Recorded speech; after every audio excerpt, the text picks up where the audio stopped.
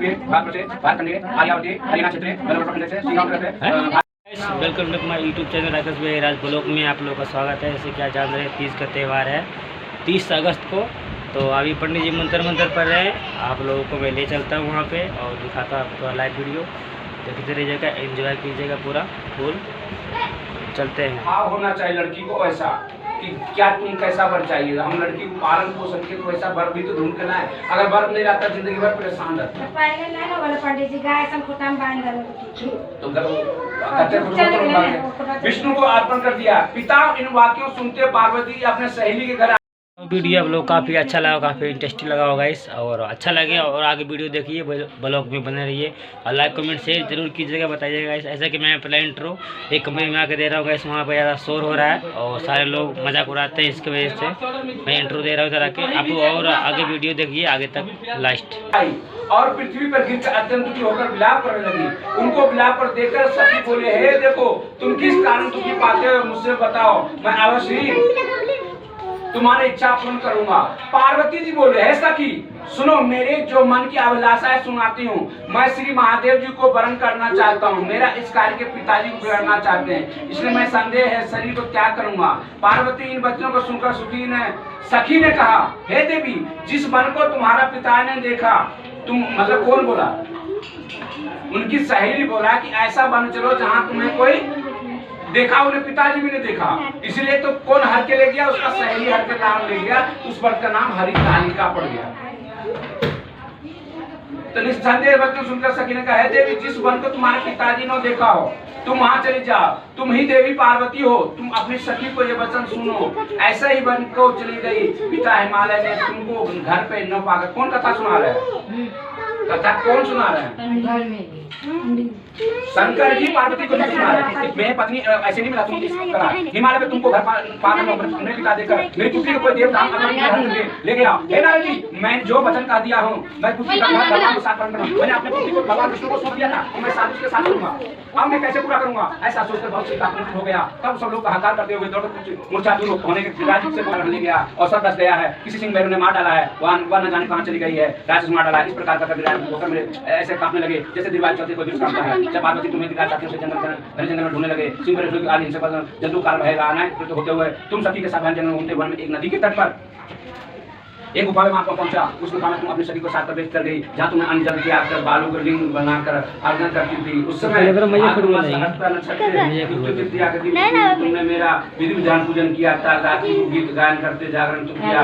तुम्हारे उस महान व्रत के प्रभाव से मेरे आसन डोला लगा।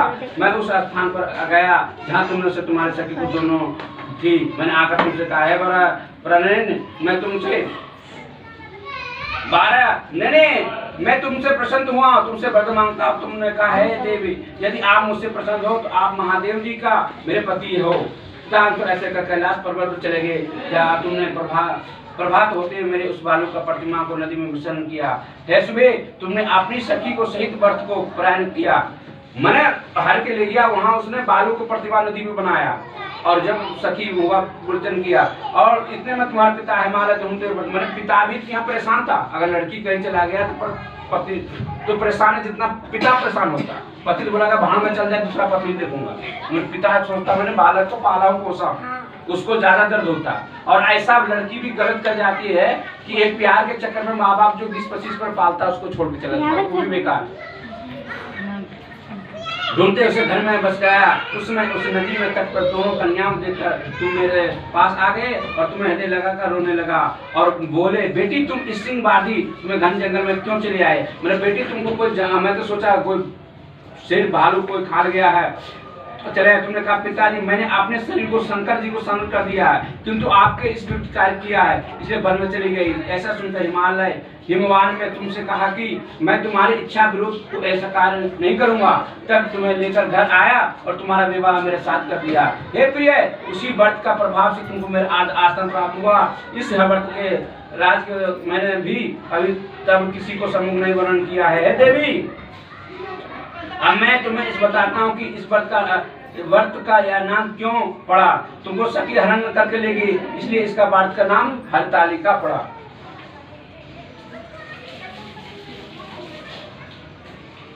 पढ़ा। पार्वती बोले हे स्वामी, आपने इस व्रत का नाम तो बता दिया, किंतु तुम मुझे इसका विधि तो यहाँ फल बताए नहीं, इसके करने से क्या किस फल प्राप्ति होती है। तब भगवान शंकर जी बोले है, इस स्त्री को जाति अंतर व्रत विधि के सुना सौभाग्य इच्छा रखने वाली स्त्रियों इस व्रत को विधि पूर्वक करने से केले खम्भों मंडप बनाकर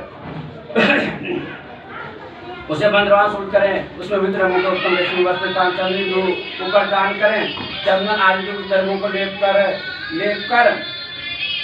लेकर बोधि पूर्वक मंगल करे और आदि मंगल चंदनों को सुन चरणों को लेकर करके इसकी शंख भारी मृदंग आदि बजा में विधि पूर्वक मंगलाचार कर गौरी शंकर बालू प्रतिमा करें, स्थापित करें।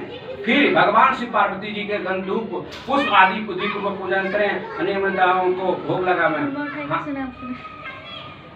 एक और रात्रि को जान कर नारियल सुपारी ज्वारी नींबू लौंग खाना नारियल फूलों को धूप दीप आदि पूजन करें करके कहे कल्याण शिव मंगलू शिव मंगलू महेश्वरी है शिव सब कामना देने वाली कल्याण रूप तुम्हें नमस्कार, कल्याण कर स्वरूप माता पार्वती हम तुम्हें नमस्कार करता हूँ। भगवान शंकर जी सदैव नमस्कार करते हैं, बार रूपी जगत पालन करते हैं। माँ आपको नमस्कार है, हे संगवानी संसारी भय व्याकुल में तुम्हें रक्षा करो। हे महेश्वरी मैंने स्नेहाभिलाषा पूजा करूंगा, पार्वती जी माता मेरी प्रसन्न होकर मुझे प्रसन्न होइए, वरदान दीजिए। इस प्रकार शब्दों द्वारा उमा सहित शंकर जी का पूजन किया। विधि पूर्वक कथा सुनकर गो वस्त्र आभूषण आदि ब्राह्मणों को दान करें, गो वस्त्र आभूषण ब्राह्मणों को दान करें। इस प्रकार व्रत करने वाले सभी पाप नष्ट हो जाता है।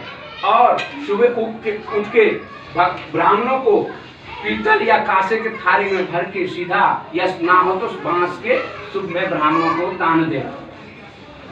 बोलो विष्णु भगवान की जय, शंकर भगवान की आदेश सुना है आप, थोड़ा छोड़िए, देखिए क्या छोड़े। नहीं छोड़े नहीं है, उसको हम काट देंगे। अच्छा क्यों काटे, समझाइए। नहीं समझाइए। पच को तृतीया दिन या व्रत नहीं धारण करती है, आहार नहीं करता है, वो 7 जन्म में बंधवा रहती है एवं विधवा हो जाती है और सदा दरिद्र पुत्र स्वकुल स्वभाव का लड़ाकीन होती है, सदा दुख भोगने वाली होती है और उपवास करने वाला स्त्री अंत में घोर ना करने वाली घोर नरक में जाती है। तीज को अन्न खाने वाला सकरी में जन्म होते हैं, इसमें जानते हैं सकरी में, फल खाने वाला बंदरिया में, पानी पीने वाला जूट में, दूध खाने वाला सांपनी में, मांसाहार खाने वाला बागनी में, दही खाने वाला बिल्ली में, मिठाई खाने वाला चींटी में और अन्य चीजों को खाने वाला मक्खी में जन्म होते हैं। उस रोज सोने वाला अजगरी में जन्म होते हैं, सोने वाला अजगर में जन्म होते हैं। और उस दिन पति को धोखा देता है वो मुर्गी में जन्म लेती है। और शिवजी के कारण सभी स्त्रियों पर करने से चाहिए। इस दिन दूसरे दिन स्वर्ण या चांदी या तांबे या तथा बांस के पात्र में अन्न भरकर ब्राह्मणों को दान दें और प्रायण अर्थात भोजन करें। हे देवी जो स्त्री इस प्रकार का व्रत करती है वो मेरे सम्मान पति पाती है। आजकल कहेगा हमेशा पति खाए जो शमशान घाट में रहता है, भूत प्रेत के साथ रहता है, हमको चाहिए स्मार्ट बनल है, जो गुटखा भी नहीं खाए, दारू नहीं पी है, आजकल भांग खाए वाला कौन रहेगा। पति ऐसे और मृत्यु के समय में समझ प्राप्त करे, उससे सब प्रकार से भोग मिल जाती है। इसी तालिका इस व्रत करने बात सुन लेने से, अगर कोई कथा नहीं भी व्रत कर रखा हो तो सुन लेने से प्राणी को 1000 अश्वमेध का सैकड़ों वाजपेयी यज्ञ के फल प्राप्त होता है। सुन लेने से मैंने आपको ये सरस्वती मंत्र सुनाया है, जिसको करने से प्रारब्ध सब छूट हो जाता है, इसका कोई समय नहीं है। शंकर भगवान की क्या हुआ बेटा करना सर्वोत्पत्ति, ठीक है। पुत्र का पुत्र भाई पर माता ने, पति जो कर रहा है अपना नहीं कर रहा।